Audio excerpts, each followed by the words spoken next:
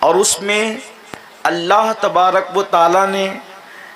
حضرت سیدنا یعقوب علیہ السلام کے دنیا سے جانے کا تذکرہ فرمایا ہے۔ جب آپ دنیا سے تشریف لے جا رہے تھے اس واقعے کو قرآن نے حکایتاً نقل کیا ہے، اور قرآن مقدس کا یہ معجزہ ہے، یہ اعجاز ہے بے شک کہ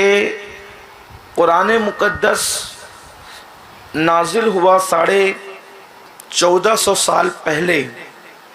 لیکن قیامت تک کے لیے وہ دستور العمل ہے۔ بے شک حق۔ آج کے اس پرفتن دور میں جبکہ پوری دنیا کے مفکرین، کسی ایک ملک کی بات نہیں ہو رہی ہے جی، بلکہ پوری دنیا کے مفکرین اس وقت تو چیخ رہے ہیں کہ قوم پہلے گناہ کے دلدل میں ڈوبی ہوئی تھی، قوم پہلے بدعتوں کے دلدل میں ڈوبی ہوئی تھی، قوم پہلے فسق و فجور کے دلدل میں ڈوبی ہوئی تھی، اور اب ہماری قوم کے قدم صرف فسق و فجور کی طرف نہیں، بدعات اور خرافات کی طرف نہیں، بدعات اور منکرات کی طرف نہیں، بلکہ اب ہماری قوم کے قدم ارتداد، کفر اور شرک کی طرف بڑھتے جا رہے ہیں۔ ایسے ماحول میں جبکہ داخلی فتنے اور خارجی فتنے اپنے پورے شباب پر اور عروج پر ہے، ہر باپ کی ذمہ داری قرآن اسے محسوس کروا رہا ہے کہ قوم کے بچے، قوم کے بچوں کے حوالے سے یا اپنے بچوں کے حوالے سے ایک باپ کی فکر کیا ہونی چاہیے، ایک باپ کی سوچ کیا ہونی چاہیے، ایک باپ کا خیال کیا ہونا چاہیے۔ اللہ اکبر! آج کا باپ جیسے جیسے عمر ڈھلتی جاتی ہے ویسے ویسے اس کی فکر بڑھتی جاتی ہے کہ میں نے اتنا بڑا کاروبار پھیلا کر کے رکھا ہے، میرے اس کاروبار کو میرے بچے سنبھالنے کے قابل بنیں گے کہ نہیں بنیں گے، میری بنائی ہوئی بلڈنگوں کی حفاظت کریں گے کہ نہیں کریں گے، میرے بنائے ہوئے مکان کا تحفظ کریں گے کہ نہیں کریں گے، میرے بنائے ہوئی کوٹھی کی حفاظت کریں گے کہ نہیں کریں گے۔ اس سلسلے کے اندر آج کا باپ فکر کرتا ہے، لیکن قربان جائیں قرآن حضرت سیدنا یعقوب علیہ السلام کے دنیا سے جانے کا تذکرہ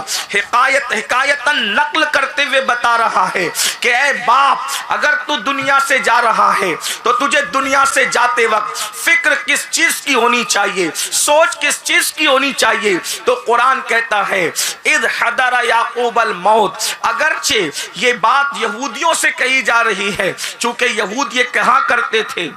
اس پورے علاقے کی جان شان اور سبحان اللہ، ہم سب کا حوصلہ اور ہم سب کے مشفق و مہربان فاطمی دولہ شہزادہ غوث الورا سیدی دادا باپو صاحب قبلہ مدظ اللہ العالی کی تشریف آوری ہماری محفل کی مقبولیت کی دلیل ہے۔ سبحان اللہ۔ ایک بار سب بلند آواز سے درود شریف پڑھیں۔ اللہم صلی علی سیدنا اللہم صلی علی وعلی آل سیدنا مولانا محمد مولانا محمد معدن الجود والکرم وآلہ وصحبہ وبارک وسلم صلاۃ و سلام علیک یا رسول اللہ صلی اللہ تعالیٰ علیہ وسلم۔ ایک بار اور درود شریف پڑھ لے بلند آواز سے۔ اللہم صلی علی سیدنا و مولانا محمد معدن الجود والکرم وآلہ وصحبہ وبارک وسلم صلاۃ و سلام علیک یا جد الحسن والحسین۔ مجھے ایسا لگتا ہے کہ چونکہ یہاں بڑی بڑی ہستیوں کی آمد تھوڑی تھوڑی دیر میں ہوگی تو شاید کئی مرتبہ تقریر کو جو ہے روکنا پڑے گا، لیکن آپ کو اپنے ذہن کے اندر وہ بات رکھنی ہے، پھر اسی کے بعد ہم کنٹینیو کریں گے انشاءاللہ۔ ایک بار پھر درود شریف پڑھیں آپ۔ اللہ رب محمد صلی اللہ علیہ وسلم نحن عباد محمد صلی اللہ علیہ وسلم صلاۃ و سلام علیک یا جد الحسن والحسین وعلی آلک و اصحابک یا جد الغوث الثقلین۔ تو عرض یہ کر رہا تھا، ہر باپ کو فکر ہے کہ میرے بعد میرے بچے میرا کاروبار، میرا مکان، میری دکان، میرا سجایا ہوا گلستہ سنبھالیں گے کہ نہیں سنبھالیں گے، مگر قرآن فکر دے رہا ہے اس ارتداد کے تحریک کے دور میں، اس مذہب بیزاری کے پرفتن دور میں قرآن بتا رہا ہے کہ ایک باپ کی فکر کیا ہونی چاہیے۔ قرآن کہتا ہے اذ حضر یعقوب الموت اذ قال لبنیہ ما تعبدون من بعدی قالوا نعبد الہک و الہ آبائک ابراہیم و اسماعیل و اسحاق۔ اللہ اکبر۔ قرآن کہتا ہے اور یاد کرو اے یہودیوں، تم کہتے ہو کہ معاذ اللہ یہود نے جو ہے اس کو خدا کا بیٹا مانا تھا، جس طریقے سے ہم مانتے ہیں، لیکن اللہ اکبر قرآن ان کی فکر کی تردید کر رہا ہے اور ہمیں بحیثیت باپ دعوت فکر دے رہا ہے کہ اے باپ بننے والوں، تمہیں اپنے بچوں کے لیے کیا فکر کرنی چاہیے،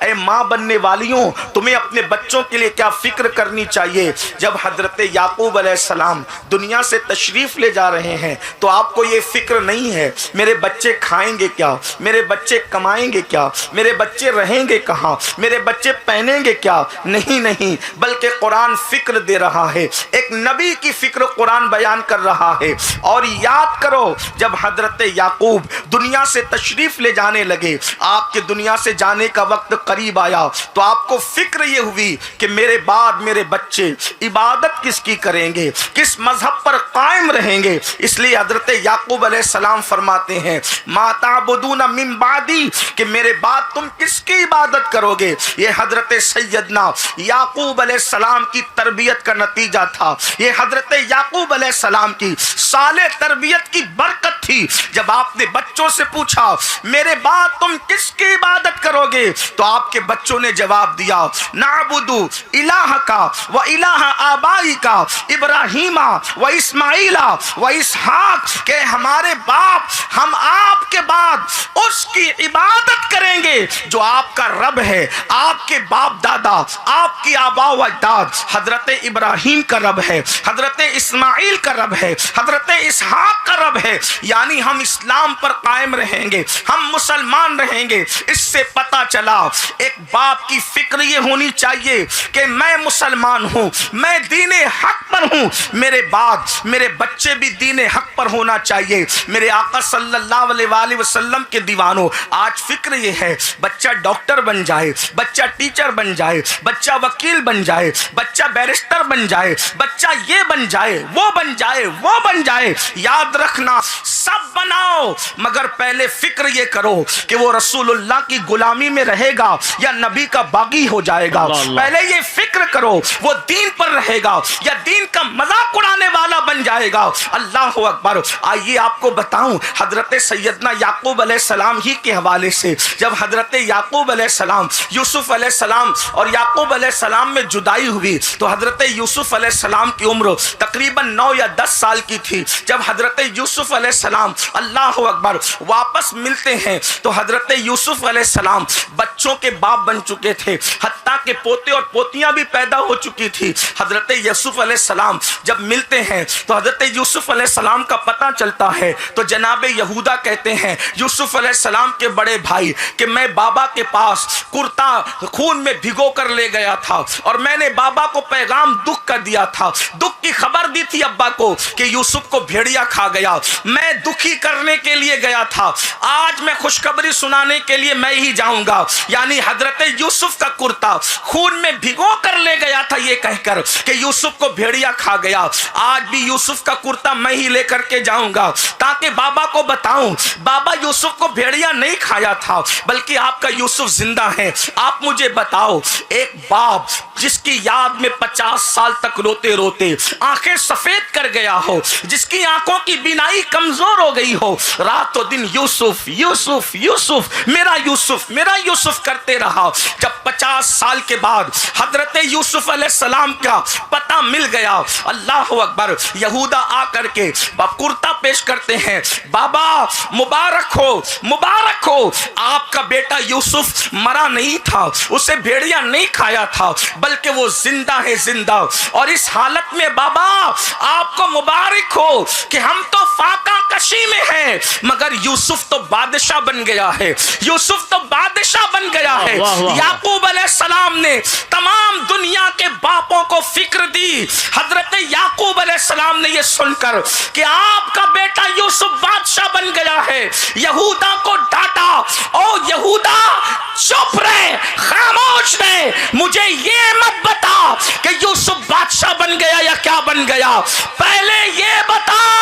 کہ یوسف میرے دین پر ہے یا کافر ہو گیا ہے. واللہ اگر وہ میرے دین پر ہے تو میں رب کا شکر ادا کروں گا کہ بادشاہ کا باپ ہونا یعقوب کے لیے فخر کی بات نہیں ہے، میری اولاد کا میرے دین پر رہنا یہ میرے لیے فخر کی بات ہے. اور اگر معاذ اللہ وہ کافر ہو گیا ہے تو اس کا بادشاہ ہونا مجھے کچھ خوش نہیں کرتا، بلکہ کافر ہونے سے بہتر تھا کہ وہ مر جاتا. اللہ اکبر. حجت الاسلام امام غزالی لکھتے ہیں کہ جب یہودا نے کہا بابا